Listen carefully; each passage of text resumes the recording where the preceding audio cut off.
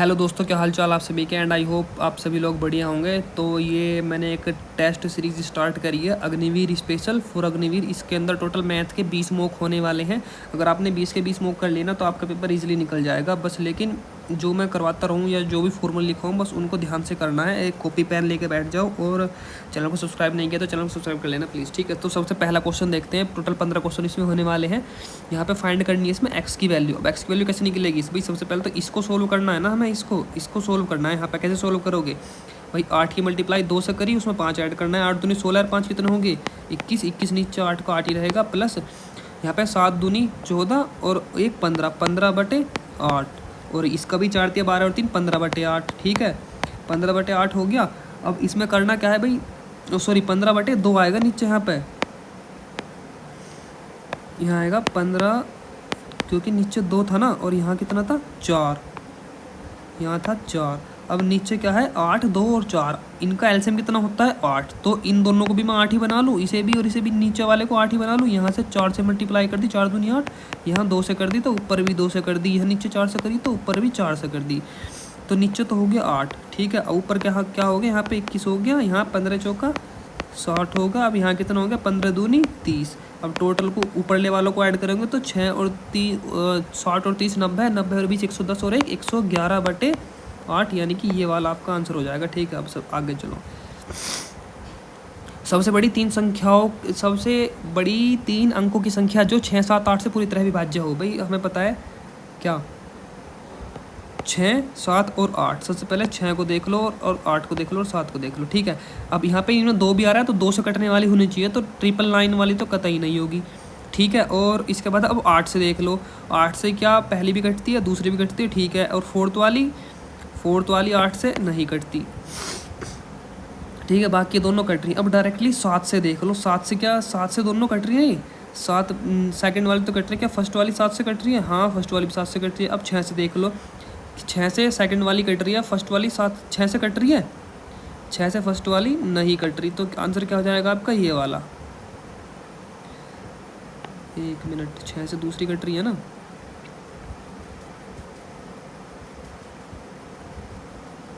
Sorry, answer आपका हो जाएगा फर्स्ट वाला आंसर। फर्स्ट वाला आपका आंसर हो जाएगा, क्योंकि 6 से केवल ऊपरले वाली ही कट रही है, ठीक है। आपका आंसर हो जाएगा फर्स्ट वाला, ठीक है। चलो अब ये हमारा थर्ड क्वेश्चन। एक कंपनी में सभी कर्मचारियों का औसत वेतन 14,000 है। 5 कर्मचारी मान लो, 5 कर्मचारियों का औसत वेतन कितना है 18,000 रुपये। और जो शेष कर्मचारी बचे उनका औसत वेतन कितना है 13,200 रुपये। इसको करोगे कैसे भाई, मान लो कर्मचारी एक्स है, एक्स का औसत वेतन कितना है 14,000, ठीक है। उनमें से एक्स में से 5 कर्मचारियों का औसत वेतन कितना है 18,000।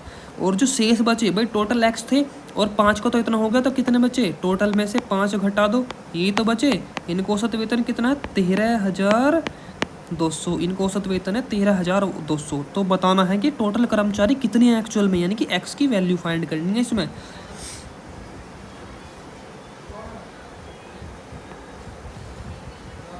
भाई अगर देखो, कुछ तो ये हो गए 5 और कुछ ये हो गए, अगर इन दोनों को मैं प्लस कर दूं तो ये ऊपरले वाला आ जाएगा, नहीं आएगा। लेकिन ऐसे थोड़ी प्लस होंगे, इनका टोटल वेतन निकालना होगा। तो ऊपर वालों का टोटल वेतन कितना होगा, तो यहाँ लिख रहा हूँ इसके सामने, ऊपर वालों का 14,000 इंटू एक्स, ये टोटल वेतन है। और इन वालों का टोटल वेतन कितना होगा, इन वालों का 5 इंटू 18, 18 की देखो ये 3 जीरो यहाँ लिख ली, ठीक है। ये 3 जीरो यहाँ पे लिख ली और 18 पंजे कितना हो गया 90। इनका टोटल वेतन 90,000। अब इनका टोटल वेतन कितना हो गया x माइनस 5 और 13,200। तो 14x इंटू 14,000 इजिकल टू, अब इन दोनों को प्लस कर लो 90,000 प्लस, अब इसकी मल्टीप्लाई अंदर करी कितना आ गया 13,200x, 13,200 एक्स और माइनस आएगा यहाँ पे माइनस, क्योंकि हम माइनस है ना बीच में।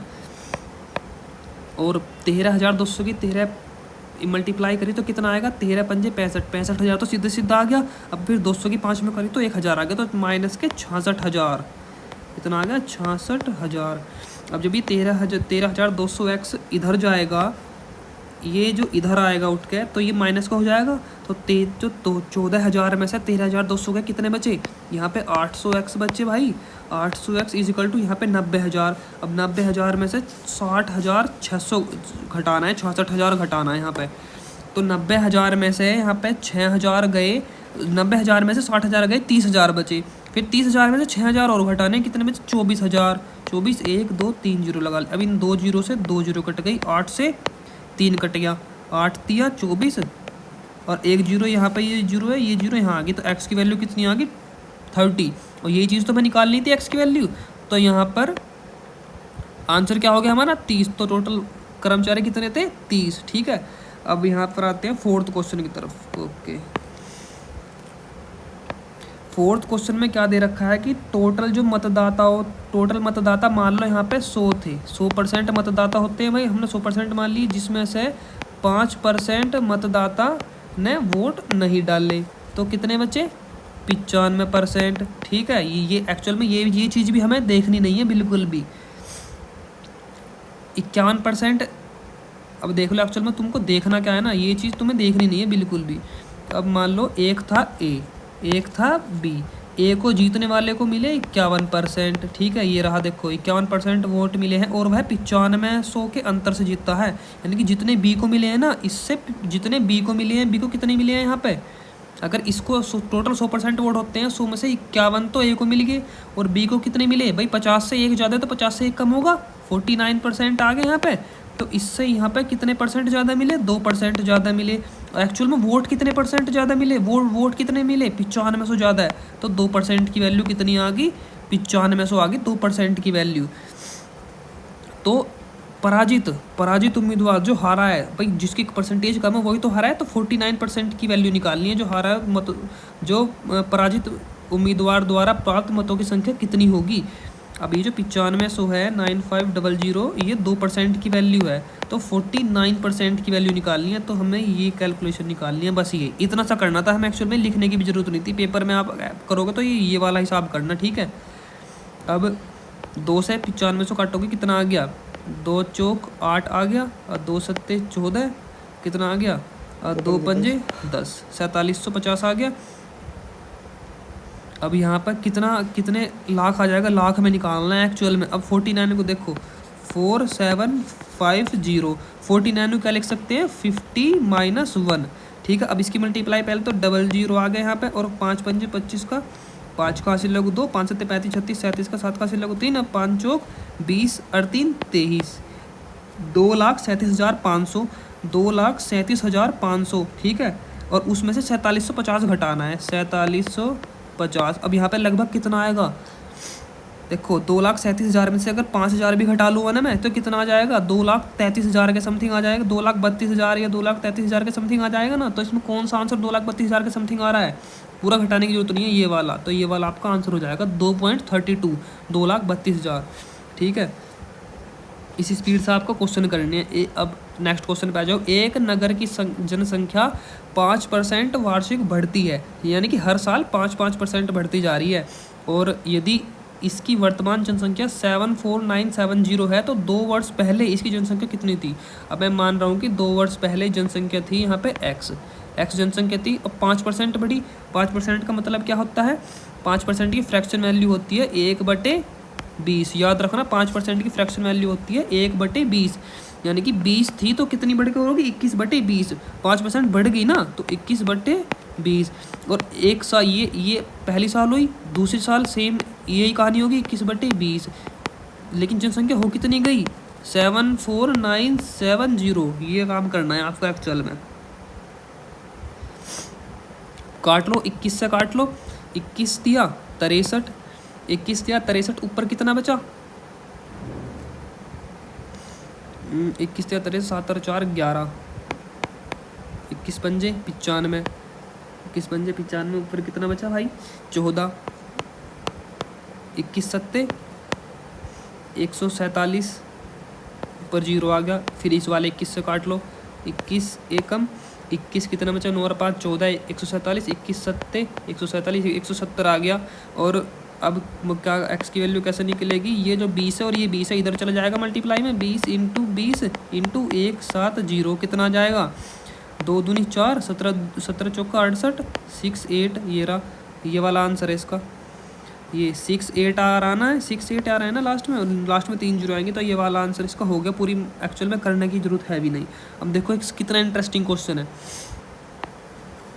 सबसे पहले तो ऐसे रूट में यहाँ पे दे रखा है 10, फिर प्लस रूट में दे रखा है 27, फिर प्लस करके रूट में दे रखा है यहाँ पे कितना 65, फिर प्लस रूट में करके दे रखा है 256। सबसे पहले तो 20 तक आपको स्क्वायर याद होने चाहिए। जैसे मान लिया यहाँ पे लिख दिया मैंने √9, इसकी वैल्यू कितनी होती है 3। भाई 3 का स्क्वायर करूँगा तभी तो 9 आएगा ना। ये √9 की वैल्यू एक्चुअल में 3 होती है, 3 याद रखना 3, ठीक है। अब मैं दोनों तरफ से स्क्वायर कर लूँ, अगर देखो √9 लिखा है और 3 लिखा है, दोनों तरफ से स्क्वायर कर लूँ, इसका भी स्क्वायर कर लूँ, इसका भी स्क्वायर कर लूँ, तो √9 का स्क्वायर से ये हट जाता है रूट, तो 9 = 3 का स्क्वायर 9, ये इक्वल आ गए, ठीक है। समझ में आ गया ना कैसे होता है ये रूट काम कैसे करता है। तो 256 किसका रूट है 16 का, तो यहाँ पे √256 की जगह मैं क्या लिख लूँ 16 लिख लूँ, इसको हटा करके मैं यहाँ लिख लूँ 16, ठीक है 16 लिख लिया मैंने। अब 65 और 16 कितने होते हैं 81, ठीक है। अब यहाँ पे एक्चुअल में होगा क्या कि √81 किसका, √81 किसकी वैल्यू है 9 की, तो इस √81 को मैं हटा कर यहाँ पे 9 लिख लूँ, ठीक है ओके। मैंने यहाँ पे 9 लिख लिया। 27 और 9 कितने होते हैं भाई 36 होते हैं ना। 27 और 9 कितने होते हैं 36, तो यहाँ पे √36 अब किसकी वैल्यू है 6 की, तो इस √36 को हटा के मैं 6 लिख लूँ यहाँ पे, ठीक है भाई। ये लो यहाँ पे मैंने लिख लिया 6, और 10 और 6 कितने होते हैं 16, और इसे हटा दो, फिर यहाँ पे 16 आ गया ना। अब यहाँ पे 16 है तो √16 किसकी वैल्यू है, √16 वैल्यू है 4 की, 4 ये रहा, ये 4 आपका आंसर है, ठीक है। लागत मूल्य का 20% बिक्री मूल्य के बराबर है। भाई लागत मूल्य क्या होती है हमारी कॉस्ट प्राइस, CP। लागत मूल्य को CP मानते हो ना। लागत मूल्य का 20%, चलो ये लिख के दिखा रहा हूँ बिल्कुल, 20% किसके बराबर है बिक्री मूल्य, यानी कि सेलिंग प्राइस के 30% के। अब क्या करना है देखो, परसेंटेज से तो परसेंटेज का साइन कटेगा, 0 से 0 कटेगी। अब यहाँ पे हो क्या गया को CP और SP, अब इनको नीचे करके ले आओ। भाई देखो CP का यहाँ पे कितने रखा है 3, तो CP है 3 और SP है 2। इस तरह से देखा जाता है CP/SP। CP के = के सामने कितना है 3, CP तो 3 है और SP कितना है 2, ठीक है। तो हानि प्रतिशत, अब यहाँ पे 3 रुपये का तो सामान है और 2 रुपये में बिक गया, 3 रुपये का सामान है 2 रुपये में बिक गया, तो क्या हुआ लॉस हुआ, कितने का कितने का लॉस हुआ भाई 3 रुपये का सामान था, कितने को 2 रुपये में बिक गया, तो 1 रुपये का लॉस हुआ। तो ऊपर लॉस या प्रॉफिट ऊपर आता है, नीचे आता है हमारा कॉस्ट प्राइस टोटल वैल्यू। तो 1/3 की फ्रैक्शन वैल्यू कितनी होती है 33.33%, ये याद रखना, ठीक है। अब आते हैं क्वेश्चन नंबर 8 पे। एक समुच्च चतुर्भुज, इसका मतलब एक्चुअल में होता है रोम्बस। रोम्बस बनता कैसे है देख लो पहले तो। रोम्बस बनता है ऐसे, कुछ इस तरह से, ये बन गया यहाँ पर रोम्बस, ठीक है। ये थोड़ा ढंग में नहीं बना, ये बन, रुको 1 मिनट, रोम्बस की फिगर कहाँ है, चलो ठीक है। रोम्बस कुछ बनता है इस तरह से, और ये होते हैं इसके डायगोनल यानी कि विकर्ण, ठीक है। ये क्या होते हैं इसके विकर्ण। अब इसका जो क्षेत्रफल है एरिया कितना दे रखा है, 1 मिनट, एरिया कितना दे रखा है इसका, एरिया को AR लिख लेता हूँ मैं, 240 सेंटीमीटर, ठीक है। और विकर्ण में से एक 16 है, यानी कि विकर्ण को एक को D1 लिख लूँ, D1 16 है और D2 कितना है, D2 हमें निकालना है, D2 को D2 ही रहने देते हैं, ठीक है। अब इसके एरिया का फॉर्मूला क्या होता है, 1 minute, area of rhombus = 1/2 into D1/D2, इसको लिख लो। Area of rhombus is equal to 1/2 into D1/D2। तो एरिया कितना दे दिया 240 इज इक्वल टू 1/2। D1 कितना दे दिया यहाँ पे 16 है, और D2 हमें निकालना है। अन्य विकर्ण याद कीजिए ना, ये देखो ये ऊपर लिखा है अन्य विकर्ण, तो D2 हमें निकालना है। सबसे पहले तो 2 से 16 कटिएगा 8, और 8 से डायरेक्ट, ये ऐसा नहीं कि पहले 8 को इधर इसके नीचे ले जाओ 240 के, फिर काटो 8 को डायरेक्ट काटो, जो चीज़ इक्वल टू में वो डायरेक्ट कटती है। एक बात है कि वो प्लस में होनी चाहिए, ठीक है, वो सॉरी मल्टीप्लाई में होनी चाहिए, प्लस में नहीं होनी चाहिए। जैसे यहाँ पे D1 मल्टीप्लाई में है ना, तो 8 से कितना आ गया यहाँ पे 3 से कट के 30 आ गया, तो D2 कितना आ गया 30। तो दूसरा विकर्ण कितना आ गया 30 कौन सा आंसर है ये रहा, ठीक है। अब आ जाओ नेक्स्ट क्वेश्चन पे। इफ द अगर टोटल खर्चे पेंटिंग पे, सबसे पहले तो देखो एक बॉल है, एक गलत बन गया, 1 मिनट, एक बॉल है, इसको बोलते हैं स्फीयर। क्या बोलते हैं इसको, स्फीयरिकल बॉल, ठीक है, एक बॉल है स्फीयर। अब इसको ऐसे पेंट करा मैंने चारों तरफ से ही बॉल है, चारों तरफ एक क्रिकेट बॉल, फुटबॉल मान लो, फुटबॉल है, इसको चारों तरफ से ऐसे पेंट कर दिया मैंने पेंट। और इसकी जो टोटल कॉस्टिंग आई है ना, इसकी टोटल कॉस्टिंग आई है एक्चुअल में 308 रुपये। इसकी टोटल कॉस्टिंग आई है 308 रुपये, और 1 सेंटीमीटर स्क्वायर की कॉस्टिंग कितनी है 2 रुपये। अब इसका जो surface area, total surface area निकालना है ना, TSA निकलेगा टोटल सरफेस एरिया इसका 308। टोटल रुपया कितना लगा, और 1 सेंटीमीटर की कॉस्ट कितनी है एक्चुअल में 2। तो जब काटेंगे तो कितना आ गया 154 आ गया ना, यहाँ पे TSA 154 आ गया। TSA का फॉर्मूला क्या होता है भाई, TSA का फॉर्मूला क्या होता है, TSA का फॉर्मूला बताओ। 4 पाई की जगह क्या रख लूँ 22/7 रख लूँ पाई की जगह एक्चुअल में, इंटू 22/7, ये पाई की वैल्यू होते है याद रखना। 4 पाई R स्क्वायर, R की जगह R ही रख लिया, R स्क्वायर।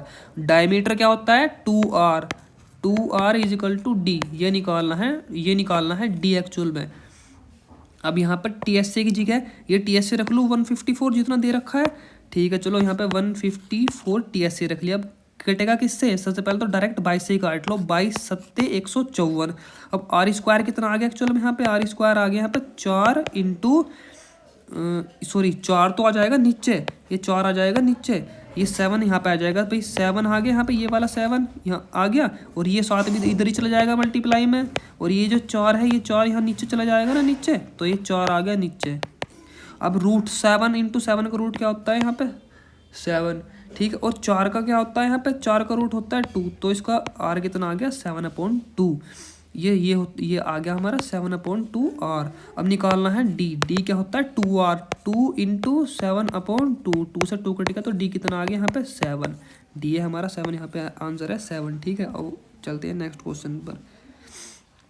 एक वस्तु को 2250 में बेचने पर एक व्यक्ति को अपने लागत मूल्य का 1/10 का हानि होता है। इस क्वेश्चन को जरा ध्यान से पढ़ो, 1/10 का हानि होता है। 1/10 का फ्रैक्शन वैल्यू क्या होता है 1/10 का, निकाल सकते हो परसेंटेज में, यहाँ से यहाँ कटेगा कि तो कितना आ गया 10%। 10% का लॉस हो गया यहाँ पे, यानी कि अगर टोटल सामान हमारा, या फिर इसको ऐसे भी देख सकते हो 1/10 का लॉस, टोटल सामान हमारा 10 का था, ठीक है, टोटल सामान 10 का था, 1 का लॉस हो गया, तो कितने में बिका वो 9 में, तो 9 में बिका। एक्चुअली में बिका कितने का 2250 का, तो 2250 वैल्यू कितने की है यहाँ पे 9 की, और निकालनी कितने की है 10 की, 10 की वैल्यू निकालनी है हमें, ठीक है। ये हमारा हो जाएगा कॉस्ट प्राइस, तो काट लो भाई, कितना काट लो, कैसे काटोगे 9 दूनी 18, 9 पंजे 45, 250, कितना आ गया 2500, तो 2500 तो हमारा आ गया यहाँ पे CP, ठीक है। अब ये कॉस्ट प्राइस है, ये 16% का लाभ भी चाहिए इस पर, यानी कि इसमें 16% निकाल के वो भी प्लस करना है। 2500 का 10% कितना होता है, सबसे पहले तो 16% डायरेक्ट मत निकाल लो, 2500 का निकाल लो पहले 10%। 2500 का 10% कितना हो गया 250, 250, 10% निकालना है ना, 10% मतलब 1/10, तो 250 हो गया। अब इसका 1% कितना 1% कितना होता है 25, और 6% 25 का 150, इसमें 150 और प्लस कर दो, कितना हो गया 5 और 5 10 की 0, और 2 और 1 3 और 1 4, 400, यानी कि 2500 में 400 और प्लस करना है, कितना हो गया 2900, ठीक है, ये हो गया 2900। तो ये क्वेश्चन थोड़ा सा मुझे लग रहा है कि तुम्हारे समझने में हार्ड होगा। चलो एक बार और समझते हैं इसको दोबारा से, एक बार एक दूसरे तरीके से समझते हैं। ठीक है, अब यहाँ पर जो है 1/10 कितने की वैल्यू है, 10% की। ये 10% की वैल्यू है यहाँ पे, यानी कि एक्चुअल में सामान कितने में बिका होगा, 90% पे बिका होगा। निकालने कितने की है, 116 की वैल्यू। 16% का लाभ है ना, हमने 100% सी भी मान लिया, तो 116% की वैल्यू निकालनी है। रुको एक स्टार्टिंग में समझते हैं। मान लो कि हमारा जो CP है वो कितना है, 100%। ठीक है, अब ये 1/10 की हानि हुई, यानी कि 10% का लॉस हुआ। तो सेलिंग प्राइस कितना हो गया यहाँ पे, 90%।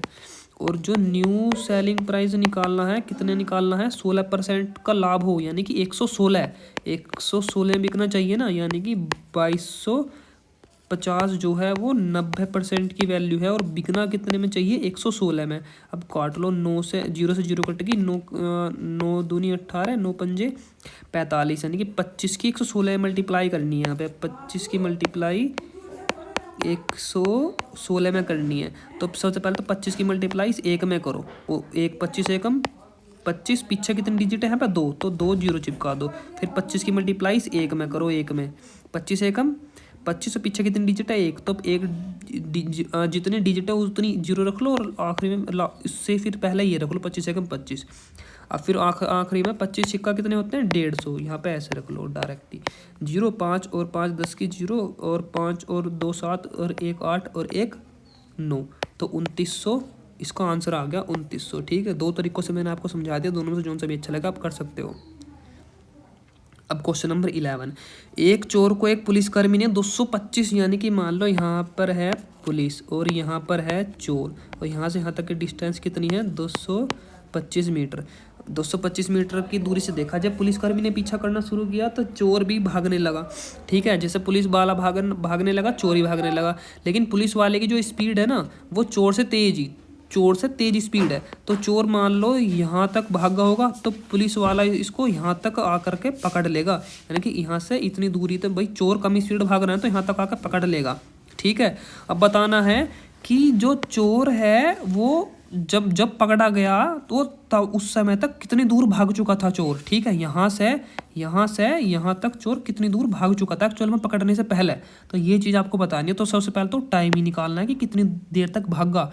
एक्चुअल में होता क्या है, speed distance is equal to speed into time, ये होता है ये। तो निकालना क्या है, वो टाइम ही निकालना है। तो एक फॉर्मूला होता है एक्चुअल में, अगर आपको स्पीड किलोमीटर प्रति घंटे में दी हो और आपको ये डिस्टेंस मीटर में दिया हो, तो एक्चुअल में फॉर्मूला होता है metre upon second into 18/5 is equal to kilometre per hour. ठीक है, ये फॉर्मूला होता है। अगर यहाँ पे अगर वो एक डायरेक्शन में भाग रहे हैं, देखो अगर चोर भी एक डायरेक्शन में भाग रहा है, पुलिस भी एक डायरेक्शन में भाग रही है, तो स्पीड क्या होती है, माइनस होती है। स्पीड एक्चुअल में माइनस स्पीड होती है, माइनस। ठीक है, स्पीड होगी माइनस। अगर एक इस डायरेक्शन में भाग रहा है, दूसरा इस डायरेक्शन में भाग रहा है, तो स्पीड होंगी प्लस। ठीक है, ये चीज़ ध्यान रखना। तो यहाँ पर तो दोनों एक डायरेक्शन में भाग रहे हैं ना, चोर भी इस डायरेक्शन में भाग रहा है, पुलिस भी इस डायरेक्शन में भाग रही है, तो स्पीड क्या होगी, माइनस। तो मीटर में, अब मीटर की जगह क्या रखना है, 225 मीटर। यहाँ पे सेकंड निकालनी है, सेकंड को ऐसे ही रख लो, इंटू 18/5 इज इक्वल टू में किलोमीटर पर आवर मैंने क्या बताई थी, दोनों एक तरफ को भाग रहे हैं तो स्पीड माइनस होगी। चोर की कितनी है, चोर की है 11 किलोमीटर पर आवर, और पुलिस वाले की कितनी है, 13 है। तो 13 में से 11 गए, कितने बचे, 2। अब डायरेक्ट काट लो, 2 से ये कितना आ गया, 9 बार कट गया। ठीक है, और 5 से 225, 5 चौक 20, 5 पंजे 25। ठीक है, और अब यहाँ पे एस की वैल्यू कितनी आ गई, 45 इंटू 9, ये सेकंड आ गया एक्चुअल में। सेकंड ये कितनी आई है, सेकंड। अब चोर कितनी दूर तक भागा ये निकालना है ना हमें, तो कि चोर कितनी दूर तक भागा एक्चुअल में। तो चोर की जो स्पीड है, स्पीड इनटू टाइम, तो चोर की स्पीड की, अब देखो यहाँ पर आंसर आपको मीटर में दे रखे हैं, तो यहाँ पर सेकंड कितनी है, यहाँ पे 45 इंटू 9। अब इस चोर की स्पीड कितनी है, 11। अब ये 11 किलोमीटर पर आवर है, तो इसको भी मीटर पर सेकंड में कर लो ना, इसको भी मीटर पर सेकंड में ही, सारे सबको मीटर पर सेकंड में चेंज करना पड़ेगा। तो मीटर पर सेकंड में चेंज करने के लिए स्पीड को, ये जो 18/5 है ना, ये उल्टा हो जाता है 5/18। ठीक है, 5/18। अब काट लो इसको 9 से, 9 दूनी 18, और 9 से 9 कटेगा, 9 एकम 9। अब इसकी मल्टीप्लाई कर लो एक्चुअल में, कितना आएगा 11 पंजे 55, 55 की मल्टीप्लाई 45 से करोगे तो कितना आ जाएगा यहाँ पर 2475, 2475/2। अब जब इसको नीचे 2 था ना, 2 से फिर इसको काटोगे तो यहाँ आ जाएगा 1237.5, 1237.5, यानी कि पहले वाला आंसर इसका हो जाएगा बिल्कुल करेक्ट। ठीक है, अब आते हैं क्वेश्चन नंबर 12 पे। एक संख्या 36 से जितनी अधिक है, यानी कि ये 36 है, 36 से वो x फालतू है। रुको पहले तो अब समझ लो, मैं तो खुद ही करने में लग गया सर। एक संख्या 36 से जितनी अधिक है उतनी ही 86 से कम है, यानी कि 36 से जितनी अधिक है उतनी ही 86 से कम है, यानी कि 36 + x, यानी कि वो संख्या जो है 36 से x फालतू है। ठीक है, और 86 से भी यानी कि 86 से x ही कम है। 36 से अगर x फालतू है तो 86 से x ही कम है। ठीक है, वो संख्या ये है, ये पूरी वो संख्या है और ये भी संख्या है, दोनों इक्वल है। ठीक है, क्योंकि वो नंबर एक ही है। तो 36 से x फालतू है, 36 से x फालतू है, 86 से x ही कम है। ठीक है, अब ये माइनस का x है, इधर चला जाएगा, प्लस में x हो जाएगा, इधर हो गया 2x। अब यहाँ पे 86 का 86 ऐसे ही रहेगा, और ये 36 इधर प्लस में है तो इधर आके 36 इधर आ जाएगा, माइनस में आ जाएगा। माइनस का 36 कितने हो गया, 86 में 36 भाई 6 में 6 गए 0, और 8 में से 3 के कितने बचे 5, और यहाँ आ गया 2x। 2 से 50 कटेगा तो कितना आ गया 25, तो x की वैल्यू कितनी आ गई 25। अब वो बताना वो संख्या क्या थी, वो संख्या क्या थी। अब या तो इसे ले लो या इसे ले लो, या तो इसे ले लो या इसे पकड़ लो। भाई मैं 36 ले रहा हूँ, 36 + 25, एक्स की वैल्यू 25 है ना, तो 6 और 5 11 का 1 का, और हासिल 1 3 और 2 5 और 1 6, 61। तो वो संख्या एक्चुअल में 61 थी। 61 कौन सा आंसर है, ये रहा पहले वाला आंसर 61 है। ठीक है, क्वेश्चन नंबर 13। ए एक कार्य को 30 दिन में पूरा करता है। ठीक है भाई, ए एक कार्य को 30 दिन में पूरा करता है, जबकि बी उसी कार्य को पूरा करने में ए से 24 दिन अधिक समय लगाता है। ए के कितने दिन थे, ए के 30 दिन थे, और बी 24 दिन फालतू ले रहा है ए से। तो 30 और 24 कितने होता है 54। एक्चुअल में बी कितने दिन ले रहा है यहाँ पे 54। तो यदि ए और बी एक साथ कार्य करते हैं तो कितने दिनों में कार्य हो सकता है। भाई सबसे पहले तो ये फॉर्मूला याद रखना, वर्क = एफिशिएंसी अपॉन टाइम। ठीक है, समझ में आया ना, वर्क क्या होता है एफिशिएंसी का, वर्क = एफिशिएंसी अपॉन टाइम। ठीक है,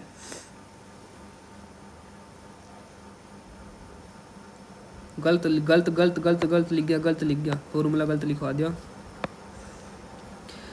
एफिशिएंसी इनटू टाइम = वर्क। 1 घंटे में कितना काम कर रहा है, मान लिया 1 घंटे में वो 2 काम कर रहा है, और कितने घंटे तक काम कर रहा है 5 घंटे तक काम कर रहा है, तो कितना काम कर रहा है 10। ठीक है, एफिशिएंसी इनटू टाइम = वर्क, ये याद रखना।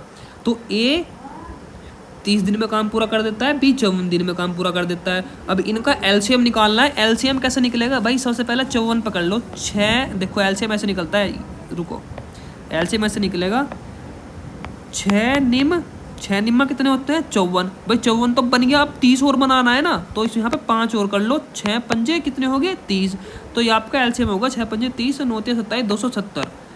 ठीक है, 270 एलसीएम होगा, और ये एलसीएम ही आपका क्या होता है टोटल वर्क। अब इनकी एफिशिएंसी कैसे निकलेगी, अब 30 को 270 से डिवाइड करोगे तो कितना आएगा भाई 6, देखो 30 कहाँ बन रहा है 6 पंजे 30, क्या बचा 9। तो पहले वाले की तो एफिशिएंसी कितनी होगी 9। अब दूसरे की निकालनी है, तो 9 की 6 में करी, 9 6 54, 54 तो बन गया, और बचा 5, ये 5 ही आपकी पहले वाले की एफिशिएंसी होगी। ठीक है, अब क्या है कि दोनों एक साथ काम करें, पहले की एफिशिएंसी 9 है, दूसरे की 5 है, तो वे 1 घंटे में कितना काम कर रहे हैं 9 और 5 14। तो एक साथ कितना काम कर रहे हैं वो भाई, एफिशिएंसी इनटू टाइम = वर्क आया ना, तो 1 घंटे में 14 काम कर रहे हैं, तो कितने समय में काम कर लेंगे भाई, टी = वर्क कितना 270। अब ये 14 है, ये यहाँ चला जाएगा नीचे, तो 270/14। तो 14 के टेबल में क्या आता है 7 आता है ना 14 के टेबल में। अब आंसर में देखो कहीं नीचे 7 बन रहा है, यहाँ भी 7 नहीं बन रहा, नीचे यहाँ भी 7 नहीं बन रहा, यहाँ भी नहीं बन रहा, तो एक ही ऑप्शन नहीं हो गया ये रहा 19 सही 2/7।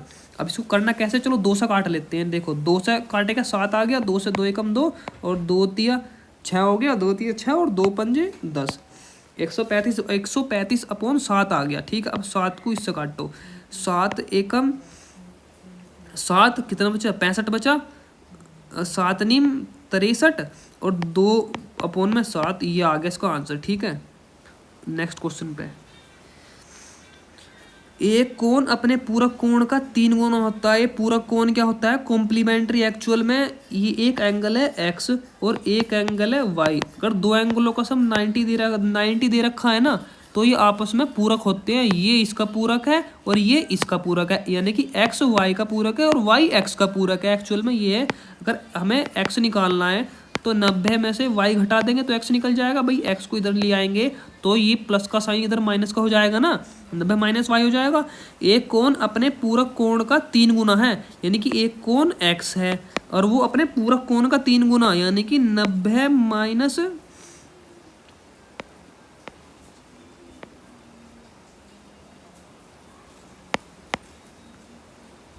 एक सेकंड रुको भाई, एक सेकंड दो।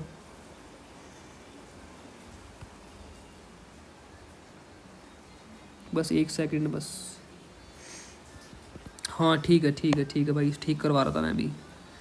देखो इसमें होएगा क्या कि एक कोण अपने पूरक कोण का 3 गुना, यानी कि एक कोण x है, उसका पूरक क्या होगा? 90 माइनस एक्स। ठीक है, अब इसका 3 गुना है, वो 3 गुना, तो कोण की माप क्या होगी? यानी कि x की वैल्यू एक्चुअल में होगी क्या? तो x इज इक्वल टू, अब जब 3 की मल्टीप्लाई अंदर होगी 270 माइनस कितना हो गया? 3x। अब ये 3x यहाँ से उठ के इधर आएगा तो प्लस का हो जाएगा 3x और एक x कितना हो गया यहाँ पे? 4x is equal to 270। तो x की वैल्यू कितनी होगी? 270 अपॉन में 4 छिक 24 आ गया और 4 सत्ते फिर 28 आ गया, 4 पंजे 20, तो 67.5 ये इसको हो जाएगा आंसर। ठीक है, अब बचा लास्ट क्वेश्चन 15। पवन और अमित की वर्तमान आयु का योग, यानी कि उनका जो एज को प्लस कर दिया। ठीक है, एज को प्लस करके तो आ रहा है 116 है और उनकी एज को डिफरेंस करके आ रहा है 12। 8 वर्ष के बाद उनकी आयु का अनुपात क्या होगा? सबसे पहले तो उनकी वर्तमान आयु निकाल लो कि वर्तमान आयु है कितनी। ठीक है, पवन की एज मैंने मान लिया p, अमित की एज मान लिया a। ये p जो एज है और a में प्लस करेंगे तो 116 आ गया। ठीक है, और पवन की एज में से अमित की एज घटा दी तो कितना आ गया? 12। अब ये होगा कैसे एक्चुअल में? पहले तो हमें p निकालना पड़ेगा और a निकालना पड़ेगा। भाई करना कैसे? एक बार तो दोनों को प्लस कर लो, एक बार दोनों को माइनस कर लो। अगर इन दोनों को प्लस करेंगे तो p plus a plus p minus a, 112 116 कितना होता है? 6 और 2 8 और 1 और 1 2 और 1 128। एक बार तो इन दोनों को प्लस करके यहाँ लिख लो यहाँ। ठीक है, और इन दोनों को प्लस करके यहाँ लिख लो। समझ में आया? अब चलो इसको सोल्व करते हैं। भाई माइनस का a है, a कट गया, कितना बचा? p plus p, 2p is equal to 128। 2 से 128 को काटो, कितना आ गया? 2 6 12, 2 चौक 8। तो p की वैल्यू कितनी आ गई? p की वैल्यू आ गई 64। अगर p की वैल्यू 64 आ गई, p की वैल्यू 64 आ गई, जरा यहाँ देखना एक बार, p की वैल्यू 64 आ गई, p की जगह 64 रख दिया और plus a is equal to 116। अब a की वैल्यू कितनी आ जाएगी? 64 इधर माइनस में चला जाएगा ना भाई, कितना आ गया? माइनस का 64, 6 में से 4 गए बचे 2 और 11 में से 6 गए बचे 5। तो a की वैल्यू कितनी आ गई? a की वैल्यू आ गई 52। कितनी आ गई भाई? a की वैल्यू 52। और 8 साल बाद बताना है, 8 साल बाद भाई p रेशो a।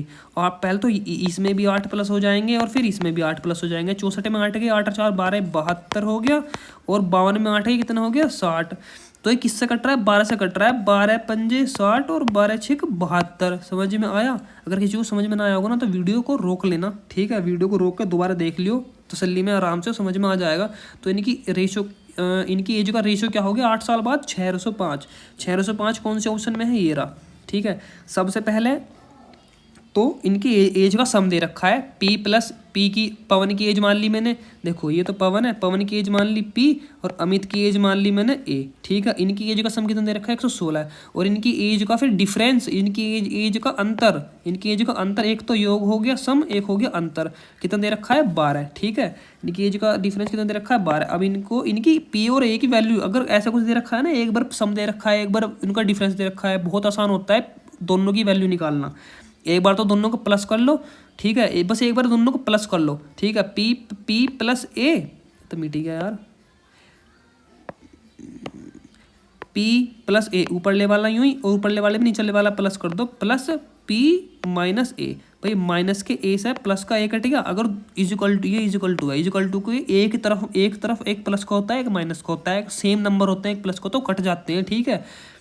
तो P प्लस P क्या हो गया 2P, और इधर जब इन दोनों को आपस में प्लस करा तो कितना आ गया 128, ठीक है। 128 का 128 आ गया, और 2 से 128 को काटेंगे तो कितना आ गया, P की वैल्यू आ गई यहाँ पे 64, ठीक है। P की वैल्यू कितनी आ गई यहाँ पे 64 आ गई P की वैल्यू। अब यहाँ पे जो P है, P यहाँ 64 रख दिया, देखो यहाँ P की जगह 64 रख दिया, ए की जगह ए आ गया, 116 आ गया। अभी 64 जब इधर जाएगा माइनस में, 64 माइनस हो गया यहाँ से, तो ए की वैल्यू कितनी आ गई यहाँ से 52, तो P की वैल्यू आ गई 64 और ए की वैल्यू आ गई यहाँ से 52। अब 8 वर्ष बाद यानी कि 8 इसमें प्लस होएंगे और 8 इसमें प्लस होएंगे, तो 64 और 8 72 हो गया, और 52 और 8 60 हो गया। अब इनका रेशो लेना है यहाँ से, रेशो तो किससे कट रहा है, 12 पंजे 60 और 12 छः 72, ये इनकी आ गया, समझ में आया। ये था एक्चुअल में आज की वीडियो, और इससे जो नेक्स्ट वाला मॉक होगा ना उसमें मैं आपको कुछ 15 सवाल करवाने के बाद फॉर्मूले भी थोड़े लिखवाने स्टार्ट करूंगा, ताकि आपको मॉक के थ्रू ही मैथ पूरा कंप्लीट मैथ आपका कवर हो जाए मॉक के थ्रू, ठीक है। इनमें से आएगा, इससे बाहर कुछ नहीं आएगा। और एक बात और, चैनल को ना, एक मिनट भाई, चैनल को सब्सक्राइब जरूर कर लेना, ठीक है।